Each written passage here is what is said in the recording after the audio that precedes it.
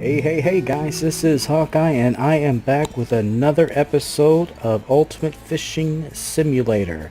And guys, I have to say we can introduce finally ice fishing. This is Betty Lake in the winter, which you can do some ice fishing at. And guys, this is a completely different scenario, whole different style of fishing here, guys. Let me go ahead and get in here and I'll show you what I'm talking about.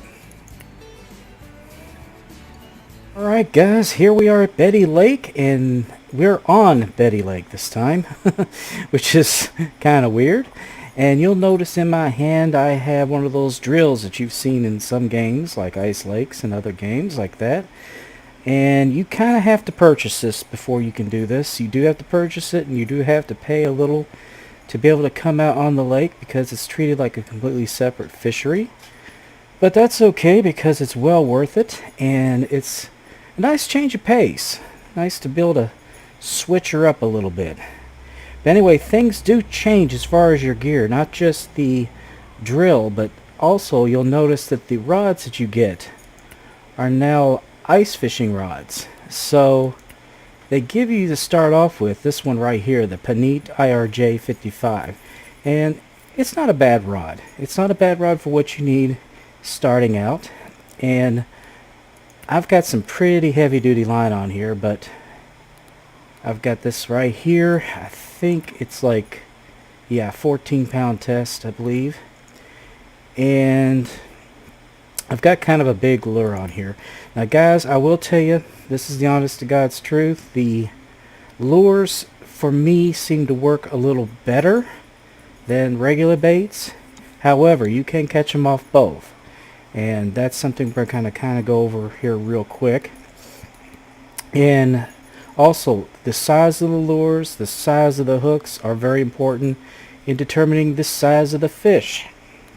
So pay close attention to that. If you want to get more cash, you're going to need a bigger hook. It doesn't matter the size of the line. The size of the line does not seem to have any effect other than the fact that they might be able to break it. Other than that, now I've got quite a few different size hooks here. Now if you're going to go with a small hook, you're most likely going to catch a small fish.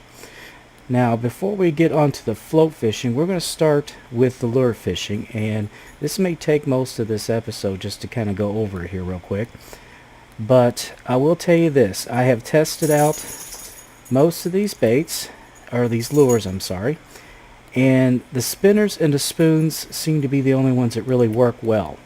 I've tried the soft baits and the wobblers, and they just don't seem to pay any attention to them. So for the most part, the spoons seem to do very well, and the spinners really do well. But based on the type of one that you use is, of course, the size fish you're going to catch.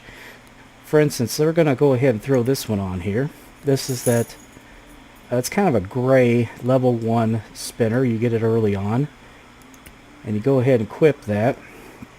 Now we're going to go over here and find a good spot. Now if you don't have hunter vision set up here, guys, I will show you right here. You see this rock right over here? If you step right out here between that rock and this one over here, there's one that you can walk out on. Right about here, maybe a little further. Yeah, you can see that rock and you can see that rock. Right here is a pretty good spot. Usually there's a lot of brown trout, bull trout, rainbow trout, all kinds right under here. If you have hunter vision, you can press the H and you can see them. As you can see, there they are. all over the place. Well, I'm going to move over here a little bit more because it looks like there was more over in this part. But anyway, once you get in the place you want to be, you press the R button, and what that'll do is that'll get your mouse ready, and you actually have to move it. You drill it yourself. There you go, nice and easy. Now, there's not going to be any casting with this, guys.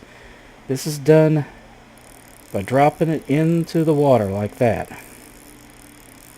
Now we're going to change the camera view so we can see this. And what I try to do with these lures is I try to reel in and let out. Now I'm going to slow the speed down here just a tad. And I keep that tension at 0 because these guys are going to hit it hard and they're going to run with it. What I usually do is I move it up and down just like that. Seems to get their attention.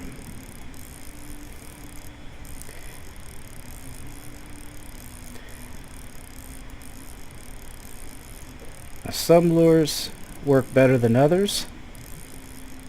This is kind of I would say these spoons are not bad. Let's say they attract their attention somewhat. The spinners seem to be a little bit more enticing for them.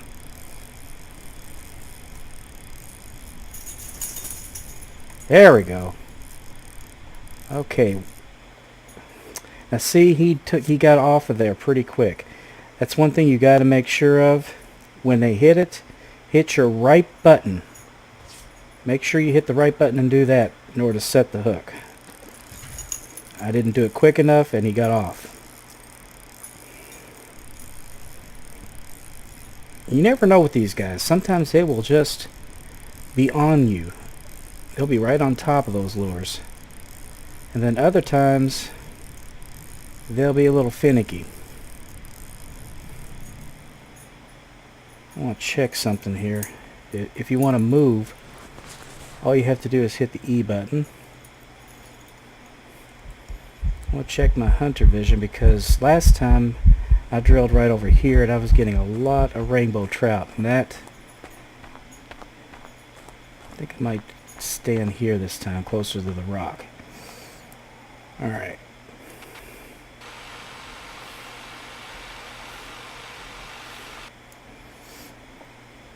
And I think I'm going to go ahead and change my lures. I'm going to switch to this green one.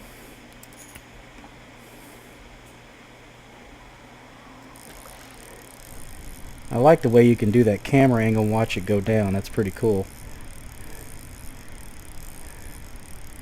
Yeah, I was seeing more brown trout over there, and the rainbows really like the spoons better than the brown trout do, as you can see. Now I've set the hook. I'll let him run with it a little bit, because he will get some tension on it real quick. Now once he runs a little bit, and click that up a little bit. You gotta watch that. You may have to click it back to 0. But 33, I usually don't go over 33. I usually do just fine with it set at 33.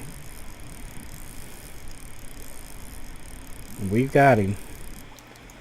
And there he is. He's 4.43 pounds. $40. That's a nice average sized rainbow trout. Go ahead and sell him. Now I'm going to switch to another lure here, guys. Just because I like to mix things up a little bit. Let's see, let's go to a spinner this time, and we're going to use this. I'm going to use this spinner here because the reason I want to show you here. This is a big spinner, and then I'm going to show you a small one, and we'll see what the difference is in what it catches. This one is my favorite spinner that I've used so far. I have caught some awesome trout off of these. See how it spins? That really gets their attention.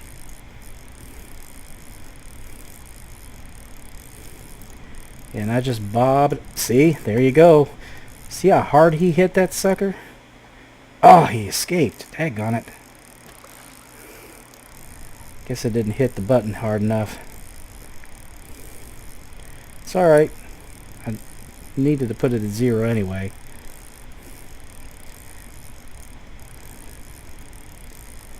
Alright, see how much that spins around, and see, that doesn't take long at all. These rainbows love that lure.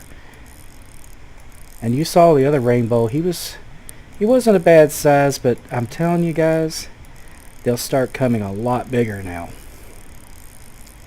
And this guy looks to be a little bit bigger than that other one. Let's get him in here. Whoa, turn it down.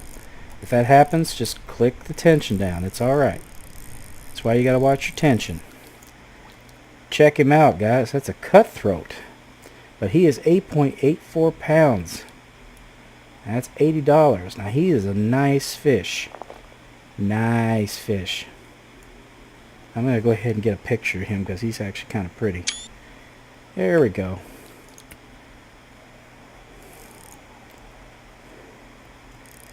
Alright, let's drop her in. Now you don't have to do the camera view. You can actually just lower it in like this. And just bob it up and down just like this. Just watch for the tip to go down.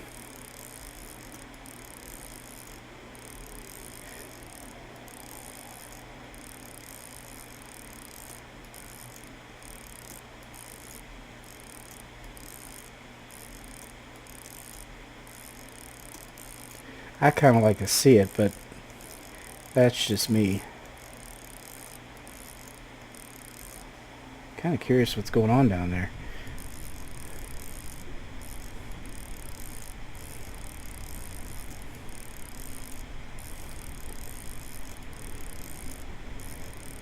I think it's a little more entertaining to watch him do it.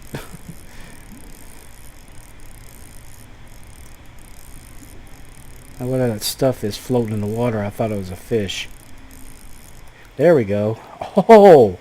Brown trout, 11.92 pounds, $108.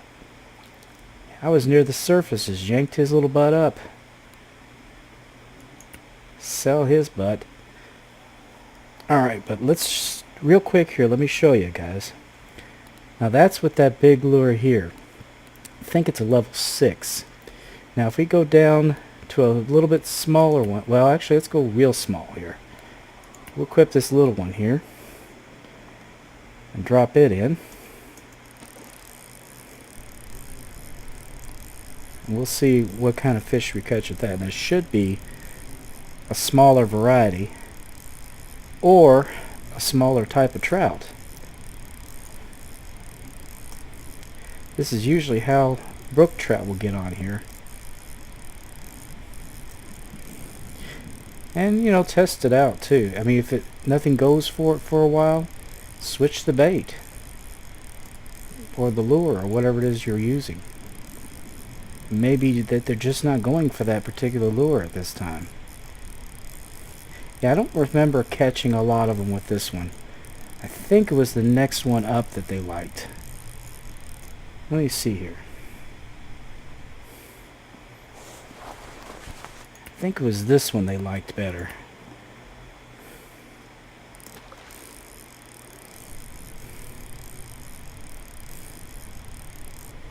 I mean, who's to say? I mean, fish like what they like, you know?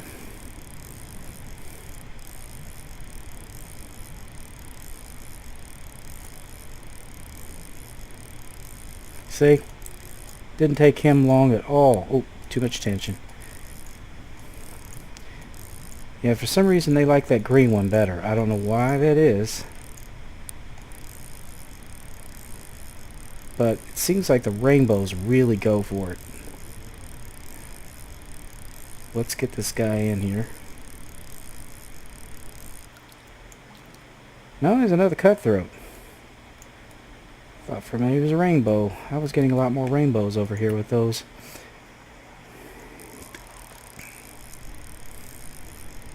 Let's drop this in.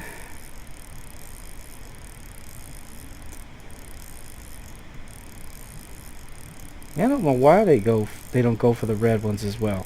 But I tell you, What I did catch with the red ones were the brook trout, and the brook trout aren't this far out into the lake. You gotta go close to the brook that's at the end. So I might go over there and try it there just real quick and see if anything happens.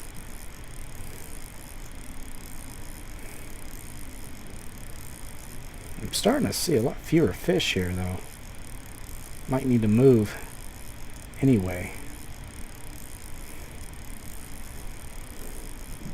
Yeah, let's take a look around here.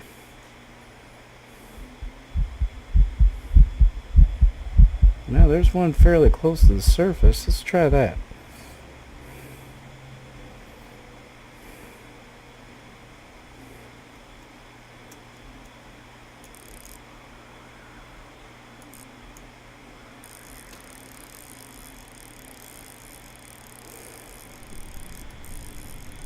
There we go. That was interesting, wasn't it? I like when I do that. That's pretty cool. Yeah, let's get up here real quick, and because this is starting to get a little lengthy here, but I want to go over here and check out close to the brook over here. We'll use the hunter vision this time and see if we can see anything.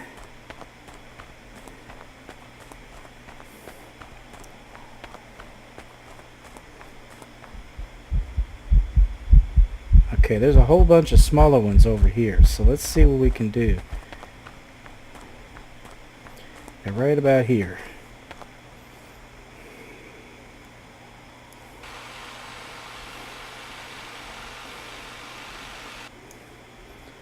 Alright, well, let's switch our bait to this small one.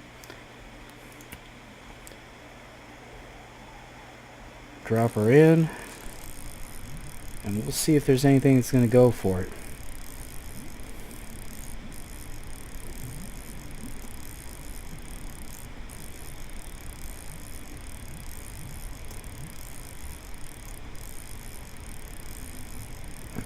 And if nothing goes for it, we'll switch back over to the green one.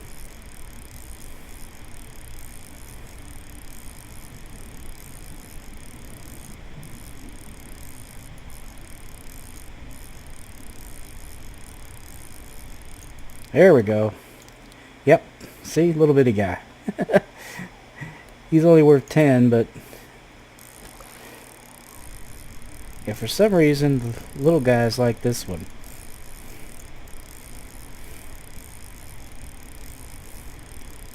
They will go for it.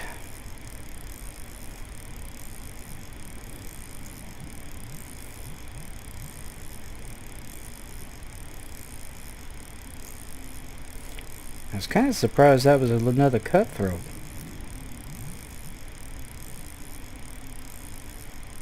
I bet you anything though, the green one will do a lot better. Let's just give that a real quick try here.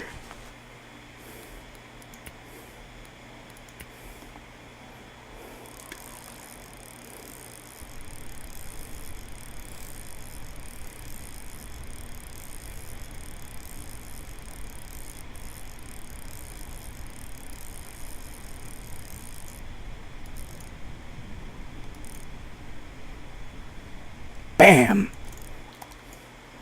I love that. They hit, and they hit hard. Alright guys.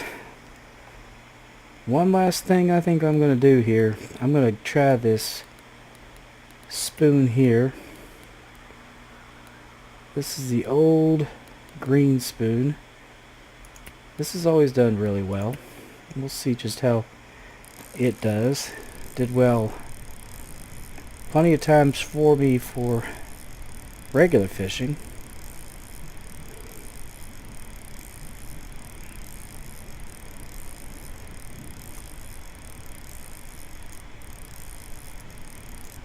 And we got an interested party. Yep. He is interested, and he is giving me a fight. I'll let him take it a little bit, but not too much. Let's get some tension on there now. Yeah, that green spoon is a never fail green spoon. There we go. Looks like there's a lot of cutthroats in here today. Alright. Well, guys, I hope you enjoyed that episode. Next time we'll take a look at float fishing here. And we'll see what we can catch with the worms and with various other things. So anyway, I will see you then. And always remember, guys, aim straight, cast far, and have fun. And I will see you later. Bye-bye.